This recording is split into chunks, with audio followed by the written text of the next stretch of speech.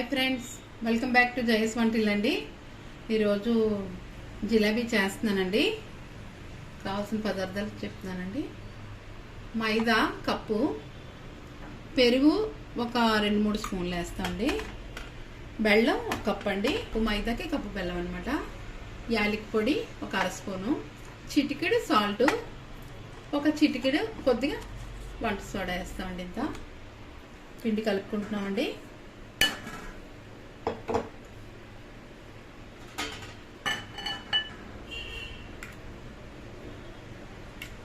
ఒక 3 స్పూన్లు వేసామండి పెరుగు, సాల్ట్ ఒక చిటికెడు,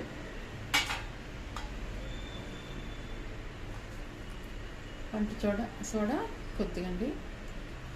ఇది మొత్తం కలిసిలా కలిపేసుకోవాలండి. ముందు కొద్ది వాటర్ వేసుకొని కలుపుతూ ఉండాలండి. మనం ఇలా కలుపుకున్నామండి. చూసారా, మనకి ఇలా జారుడుగా ఉండాలి. ఉండలు లేకుండా శుభ్రం కలుపుకోవాలండి. బెల్లం పాకం పెడుతున్నామండి. కప్పు బెల్లం వేసాం కదండి, 1/2 కప్పు నీళ్ళు వేస్తున్నాం. మనం గులాబ్ జామ్ పాకలా చేసుకోవాలండి. స్టవ్ వెలిగించండి. బెల్లం మరిగిందండి, పడకెడదాండి. ఇలా మనకి ఫ్రీగా ఉన్న దాంట్లోనే పాకం పెట్టుకోవాలండి. మన జిలేబీకి బాగుంటుంది. నేను పెద్ద దిమ్మ ఉంటుంది కదండి, ముక్కలు కొట్టి అమ్ముతారు, అలాంటి బెల్లం వాడాను. దానివల్ల చూసారా ఎంత డస్ట్ ఉందో. మనకి బెల్లం పెట్టి మనం వడక పెట్టుకోవాలండి.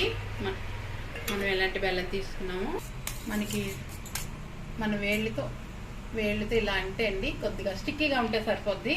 మనకి గులాబ్ జామ్ పాకం వచ్చినట్టే. ఆపేస్తున్నాం. స్టవ్ ఆపేసాక యాలకి పొడి వేస్తున్నామండి. మనం యాలకి పొడి కలిపిస్తామండి. ఇప్పుడు మనం జిలేబీ వేసుకోవాలి. మనకి ఇలా కలుపుకోవాలండి జారుడుగా.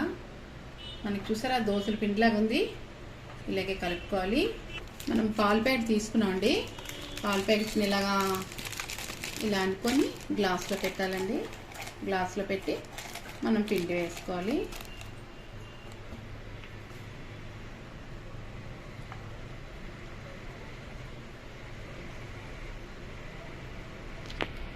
మనకి ఎంత పడుతుందో చూసుకొని వేసుకోవాలండి. మనం పిండి ఎక్కువ బాగా వేసుకున్నామండి, 2 గంటలు పట్టింది. ఇప్పుడు రబ్బర్ పెట్టుకోవాలండి. ఇలా దగ్గర చేసుకున్నాక రబ్బర్ పెట్టుకోవాలండి. మనకి జిలేబీ బ్యాటర్ బయటకు రాకుండా ఉంటుంది. ఇలా అయితే చూసారా, మనం ఇలా తయారు చేసుకున్నామండి. మనం ఆయిల్ మరిగాక అప్పుడు హోల్ పెడతాం. చిక్కబడకుండా నిమ్మకాయ వేసుకుంటున్నామండి, ఒక చెక్క.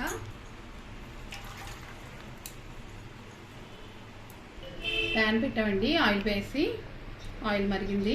మనకి చూసారా ఇలాగా ఒక చుక్క వేయాలండి.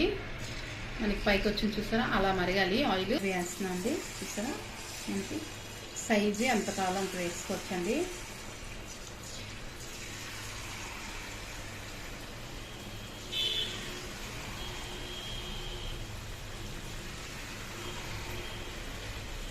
ఈ జిలేబీ వేసాకండి ఇలా ఉల్టాగా పెట్టుకోవాలి కవరు. చూసారా, మనం ఇలా చూసారా తిరిగేసుకోవాలండి. ఇది వేగిపోయండి, తీసుకుంటున్నాం.